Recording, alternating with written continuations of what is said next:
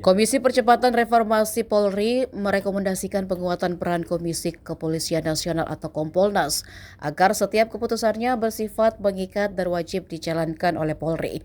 Usulan ini menjadi bagian dari upaya memperkuat fungsi pengawasan terhadap institusi kepolisian. Anggota KPRP yang juga Menteri Koordinator Bidang Hukum HAM, Imigrasi dan Pemasyarakatan, Yusril Iza Mahendra, menjelaskan bahwa perluasan kewenangan Kompolnas akan berdampak pada revisi regulasi.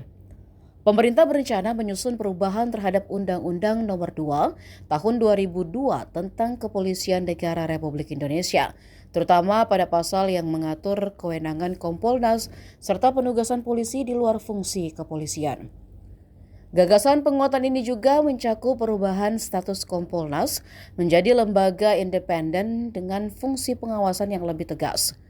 Anggota KPRP lainnya, Mahfud MD menyebut, lembaga tersebut ke depan tidak hanya berperan administratif, tetapi memiliki kewenangan eksekutorial dalam batas tertentu.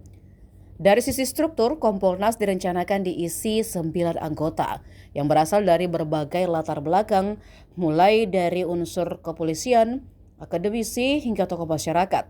Komposisi ini dirancang untuk memperkuat independensi dan memperluas perspektif dalam pengawasan.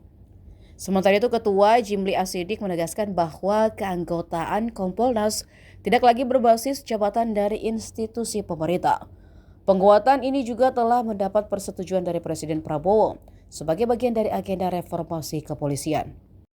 Yang poin penting adalah keberadaan Kompolnas yang kewenangannya diperluas, ya, dan keputusan-keputusan Kompolnas itu mengikat sehingga harus dilaksanakan oleh Kapolri. Dan mengenai Kompolnas ini karena diperluas, kewenangannya juga dipertegas, maka implikasinya adalah perubahan terhadap Undang-Undang Polri. Dan itu tadi sudah disampaikan juga tugas Pak Menkum, Pak Supratman, tugas kami semualah untuk mendraft itu dan nanti akan disampaikan kepada DPR sebagai amandemen Undang-Undang Kepolisian yang ada sekarang, beberapa pasal khususnya terkait dengan Kompolnas, juga penempatan polisi dalam di luar tugas-tugas kepolisian. Itu yang nanti akan ditegaskan dalam undang-undang. Saya kira itu poinnya yang dapat kami sampaikan. Terima kasih. Tambah Pak Mahfud. Saudara, saya sedikit saja. Pertemuan tadi berjalan sangat baik.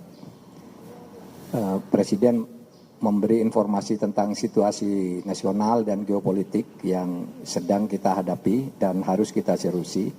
Yang kedua, sejauh menyangkut hasil kerja komisi ini, tadi kami betul-betul berdiskusi secara hidup. Presiden memancing kita untuk mengemukakan tesa, lalu dilawan dengan antitesa, lalu diambil tesanya apa keseluruhannya. Jadi tadi diskusi betul dengan Presiden dan terasa suasana akademik dan keilmuan tadi muncul. Karena Presiden betul-betul menguasai, kita pun juga punya bahan-bahan untuk didiskusikan dan akhirnya diputuskan bersama tadi setelah diumumkan.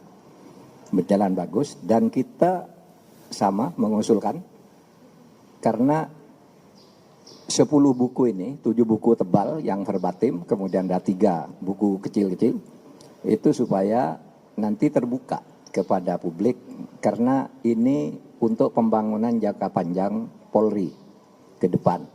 Sehingga nanti akan dikeluarkan inpres atau kepres gitu yang menyatakan ini diterima dan minta Polri untuk melaksanakan secara bertahap. Kemudian masyarakat juga bisa membaca di perpustakaan atau di websitenya Setnek dan sebagainya. Saya kira itu tambahan dari saya. Tadi ada susunan Kompolnas, Pak Jimli aja yang jelaskan nih.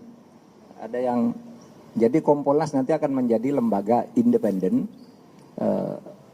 yang mengawasi, lembaga pengawas eksternal polisi. Sehingga Kompolnas tidak seperti sekarang, menjadi semacam jubir, tapi menjadi betul-betul yang mengawasi dan eksekutorial. Keputusannya dalam level tertentu.